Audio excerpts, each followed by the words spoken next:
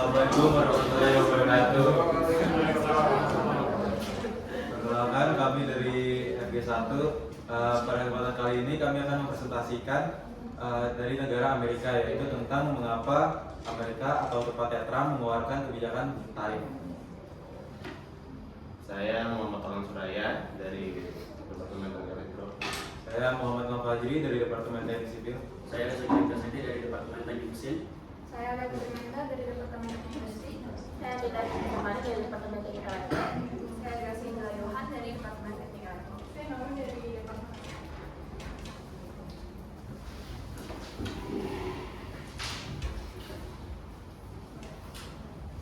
Selamat siang Bapak Presiden dan rekan-rekan kabinet. Perkenalkan, saya Sarah Sanders akan membantu rapat ini sebagai moderator. Hari ini kami akan mendengar pandangan dari masing-masing pihak tentang usulan Presiden Trump tentang kebijakan tarif impor. Untuk Presiden Trump, silakan membawakan presentasi. Thank you, Sarah. Saya telah sekelilingnya. Negara kita dimanfaatkan. China, Meksiko, bahkan European Union. Mereka mencuri pekerjaan Amerika. Mereka menjual barang murah karena mereka mensubsidi industri mereka. Karena mereka curang dalam perdagangan. Kita telah kehilangan jutaan pekerjaan karena sistem yang timbang ini. Mereka mencuri kekayaan intelektual kita, menaikkan harga, dan mengabaikan aturan.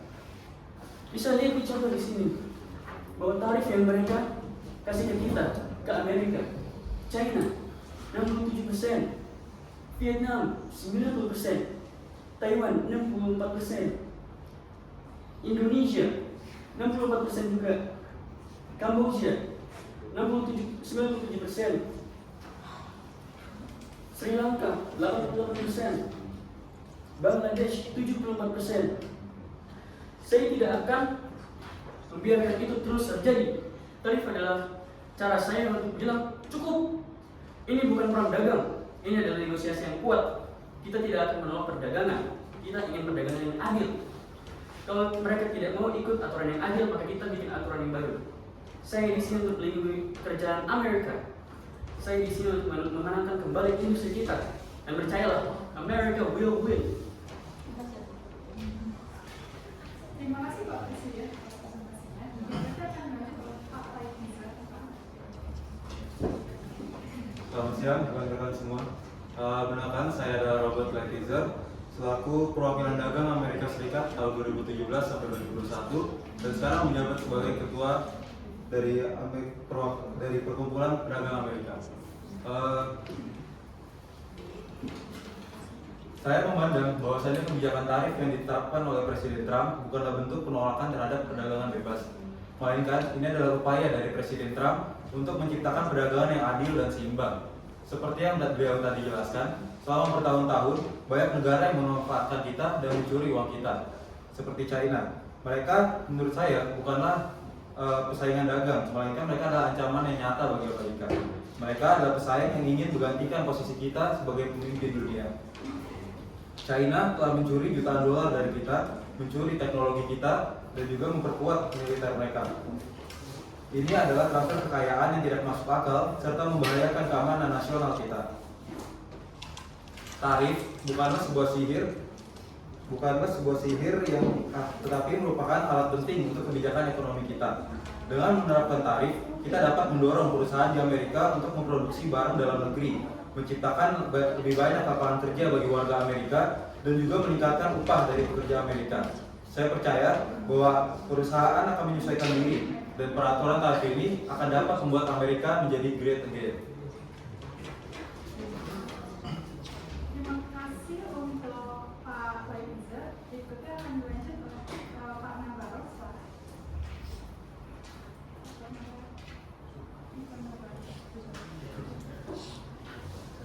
Oke, perkenalkan, saya Dita Nabaros selaku penasehat perdagangan.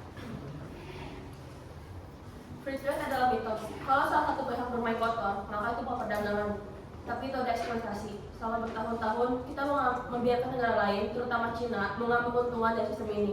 Namun hasilnya apa? Hasilnya market kita runtuh, lapangan kerja hilang, dan kita jadi tergantung pada rantai pasokan asing. Ini bukan soal ekonomi, ini soal kedaulatan. Kalau kita tidak bisa memproduksi baju kita sendiri, aluminium kita sendiri, Administrasi sendiri apa jadinya saat krisis melanda, tergantungan dan kelemahan, dan defisit perdagangan. Ini bukan angka kosong, ini adalah indikator bahwa kita sudah kehilangan kekuatan nasional kita. Kita perlu mengatur kembali kendali, proteksi industri, strategis, inisiatif produksi dalam negeri, dan tarif untuk negara yang hidup dengan adil. Itulah caranya. Bangsa yang kuat pasti diri di atas kita sendiri. Ini saatnya mengembalikan arah demi ekonomi, dan lebih pentingnya lagi demi keamanan nasional kita. Terima kasih untuk Pak Navarro atas pendapatnya. Berikutnya akan dilanjut oleh Steve. Baik, perkenalkan saya Steve Nuggins, aku Menteri Keuangan Amerika Serikat. Saya memahami kekhawatiran banyak pihak terkait tarif dan dampaknya terhadap prinsip perdagangan bebas. Saya sendiri percaya pada pentingnya pasar terbuka dan kompetitif. Namun mari kita perjelas bahwa kebijakan tarif yang kami terapkan bukanlah penolakan terhadap free trade, melainkan langkah strategis untuk mencapai perdagangan yang adil dan timbal balik. Sebagai Menteri Keuangan, saya percaya pada sistem pasar bebas yang terbuka. Tapi realitanya, pasar tidak berfungsi dengan adil kalau mitra dagangnya sendiri saja memanfaatkan celah sistem. Maka dari itu saya setuju dengan Presiden Trump bahwa beliau tidak ingin Amerika terus berada dalam posisi yang tidak menguntungkan dengan defisit perdagangan besar dan praktik tidak adil dari mitra dagang tertentu, terutama dari Tiongkok. Tarif yang kami gunakan lebih tepatnya dijadikan sebagai alat negosiasi, bukan sebagai tujuan yang permanen. Ini tentang memastikan bahwa perusahaan Amerika diperlakukan dengan adil di pasar global. Saya tidak menyebut ini sebagai perang dagang. Ini adalah pembenahan sistem yang selama bertahun-tahun dibiarkan timpang. Dan saya yakin dengan pendekatan yang tepat, kita bisa mencapai kesepakatan yang tidak hanya menguntungkan Amerika, tetapi juga membawa stabilitas dalam perdagangan global. Terima kasih untuk Pak Nuggins atas pendapatnya. Berikutnya akan dilanjut oleh Wilboros. Baik, perkenalkan saya Wilboros selaku Menteri Perdagangan. Memang benar bahwa kebijakan ini bisa memberi dorongan instan bagi industri dalam negeri. Produksi bisa meningkat, lapangan kerja tercipta, dan ketergantungan pada luar negeri menurun. Tapi kita juga harus jujur bahwa tarif ini bisa memicu kenaikan biaya produksi, ekonomi dan terpasok, dan membebani konsumen. Sektor-sektor yang bergantung pada impor bisa terpukul dan daya saing bisa menurun jika tidak diimbangi oleh kebijakan lain.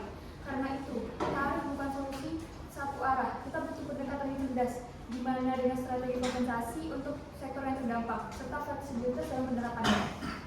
Intinya, kebijakan perdagangan harus tajam dan terukur.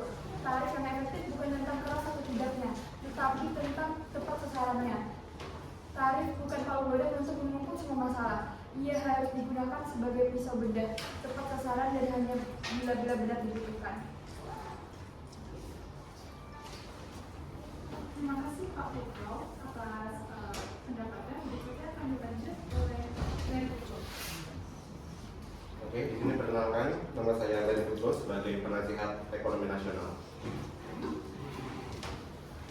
Di sini saya akan menyampaikan terkait pandangan saya terhadap kebijakan tarif Presiden Trump, yang mana yang pertama ada keyakinan pada free market. Jadi saya percaya pada kekuatan pasar bebas. Bagi saya ekonomi yang kuat adalah ekonomi yang kompetitif secara global tanpa hambatan seperti tarif yang berlebihan. Yang pertama ada tarif yang mana dia sebagai bentuk pajak buat barang impor. Yang kedua ada pajak akan dibebani konsumen sehingga berlanjut sebagai harga barang naik sehingga daya beli menurun. Dan yang terakhir sejarah menunjukkan bahwa proteksionisme justru melemahkan pertumbuhan jangka panjang. Sudut pandang yang kedua, ya ini kekhawatiran terhadap dampak tarif. Mana saya paham niat Presiden ingin melindungi industri dalam negeri. Namun saya khawatir strategi ini bisa berdampak negatif secara luas. Yang mana terdapat pasar finansial tidak suka akan ketidakpastian, seperti saat tadi diumumkan indeks saham akan menjadi goyah. Habis itu ada investasi asing bisa menurun. Jadi investor ini akan ragu untuk menanamkan modal di Amerika Serikat jika iklim bisnis tidak stabil. Dan yang terakhir rantai pasokan global terganggu sehingga perusahaan multinasional seperti multinasional Amerika Serikat yang bergantung pada bahan baku impor bisa tertekan. Habis itu yang ketiga, sudut pandang yang ketiga ada pilihan lebih baik, yakni negosiasi multilateral. Yang mana saya ini percaya daripada mengambil langkah sepihak, lebih baik kita memimpin koalisi global untuk menekan praktik dagang tidak adil seperti yang dilakukan Cina. yang mana dia itu menggunakan kekuatan diplomasi, jadi tekan kita lewat aliansi ekonomi seperti G7 itu buka forum dialog, bukan tembok tarik. Habis itu ada kepemimpinan global Amerika terjaga, sehingga bukan ditantang dengan kebijakan isolasionis. Habis itu yang terakhir yakni menjaga reputasi ekonomi Amerika Serikat, yang mana Amerika ini merupakan lambang kapitalisme dan perdagangan bebas. Jadi kalau kita sendiri mulai melanggar prinsip tersebut, bagaimana dunia bisa percaya pada sistem yang kita bangun. Sekian. Terima kasih atas rekan atas pandangan dan pendapatnya. Diskusi yang menunjukkan kompleksitas kebijakan tarif dan pentingnya keseimbangan antara proteksi dan prinsip perdagangan bebas. Presiden akan memberikan semua masukan sebelum kami bertanya. Saya sebagai sahabat Sandos izin mendiri sebagai moderator. Terakhir mungkin sebelum menutup, kita juga mau nyampaikan pendapat dari kelompok kita sendiri terkait kebijakan tarif ini. Menurut kita Presiden Trump dalam menerapkan kebijakan tarif ini agak sedikit salah gitu, di mana Trump menganggap bahwasannya dasar dari dia menerapkan kebijakan tarif ini kan adalah bahwasannya dia tuh berdagang dengan suatu negara, tapi negara tersebut tidak membeli barang yang jumlahnya sama dengan yang dibeli oleh Trump dan oleh Amerika dari satu negara tersebut. Misalnya seperti pada Cina. Jadi berarti US membeli barang sejumlah 67%, tapi Cina hanya membeli barang dari US jumlah 34%. Dan Trump di situ merasa bahwa dia dirugikan gitu karena jumlah barang yang dibeli tidak sama dengan yang dia jual. Dan inilah yang menjadi dasar dari Trump untuk menerapkan peraturan tarif ini. Padahal apa yang dibelikan tidak selalu sama, apa yang dibutuhkan dari tiap negara tidak selalu sama. Jadi wajar saja kalau jumlah barang impor dan ekspornya tidak selalu sama dari tiap-tiap negara.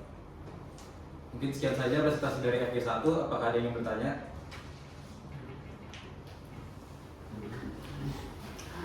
Oke, sambil menunggu, silakan dulu. Siapa yang ingin bertanya?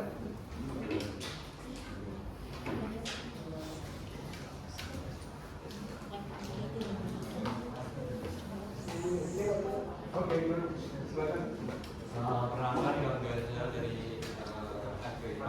Izin tanya, buat tarif dari Trump ini apakah diterapkan ke semua negara atau beberapa negara aja?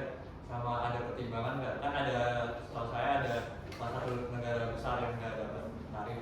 Nah itu pertimbangannya. Terima kasih.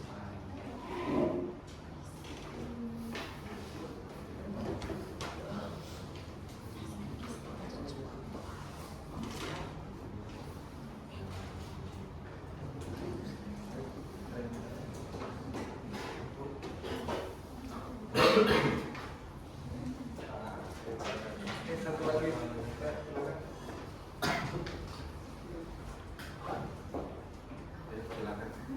silakan. Belum ternyata.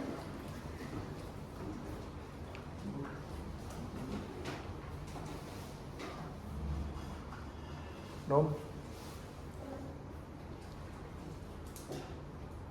Baik, jawab aja lu yang satu tuh, silakan dibahas.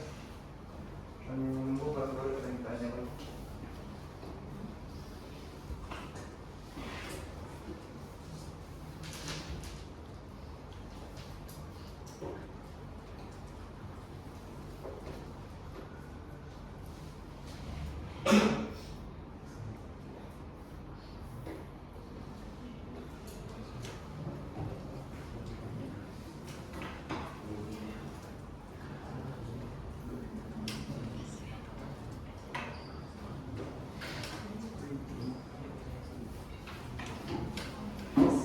Oke, aku jadi jawab pertanyaannya Ilham. Jadi apakah tarif itu ke semua negara? Terus kan ada negara besar yang nggak dapat tarif itu. Terus pertimbangannya apa? Jadi nggak semua negara itu dikenakan tarif secara merata. Kalau berdasarkan Peter Faro, kita memang membuat undangan tarif, tapi tarif biasanya itu kenanya secara selektif. Jadi ada beberapa pertimbangan utama. Kayak misalnya apakah negara tersebut bermain dengan adil atau enggak. Kayak contohnya negara yang masuk subsidi besar-besar pada industri, tapi dia nggak mau dampak kayak menjual barang di bawah harga produksi atau kayak manipulasi nilai tukar mata uangnya buat membuat ekspor lebih murah. Terus juga ada kayak defisit perdagangan yang besar, terus juga statusnya sebagai sekutu atau bukan, kayak misalnya sekutu dekat kayak Kanada atau Uni Eropa kadang dapat sama kalian, tapi karena hubungan politik diplomatiknya jadi turut dipertimbangkan lagi buat nggak ada. Terus kayak pentingnya negara tersebut dalam merantai kehidupan global KS. Jadi kayak tadi itu bukan aturan yang kayak nggak semuanya dapat, tapi kayak ada beberapa hal yang dipertimbangkan kenapa hal tersebut gak dikenain ke negara yang besarnya itu. Baik. Ada lagi yang mau ditanya? Ya. Oh, ada dua. Ya, silakan yang ini dulu. Berdiri, biar kelihatan.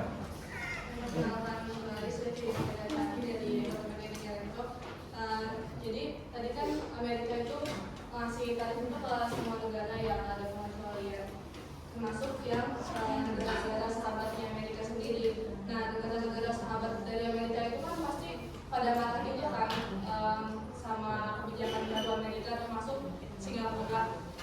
Nah, itu meresponnya Amerika sama negara-negara yang dekat itu, yang marah itu gimana sih? Terus kayak apa sih pertimbangan Amerika buat tetap ngasih kebijakan yang merugikan negara-negara yang notabene itu teman dekatnya, itu kan bisa berdampak balik ke Amerika sendiri gitu. Udah itu aja. Terima kasih. Apa yang ditanya oleh beliau dipahami? Oke, silakan dibahas.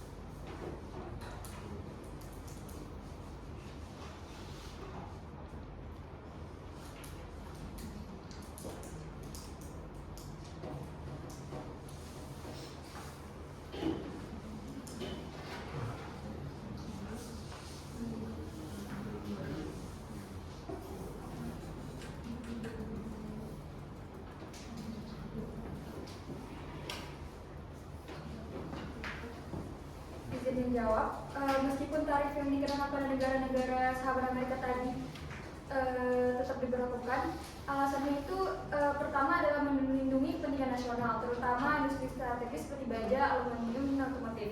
Kedua adalah menekan defisit perdagangan, meskipun mereka adalah mitra dekat. Dan yang ketiga adalah menggunakan tarif sebagai alat negosiasi agar bisa menekan negara sahabat untuk melanjutkan ulang perjanjian dagang. Respon Amerika sendiri terhadap protes negara tersebut cenderung bersifat strategis, yaitu tetap tegas, tetapi membuka ruang untuk negosiasi bilateral atau pengecualian terbatas. Intinya kebijakan tarif ini tetap dijalankan atas nama America First, meskipun sedikit harus merugikan hubungan dengan sekutu sendiri. Mas, apakah sudah menjawab?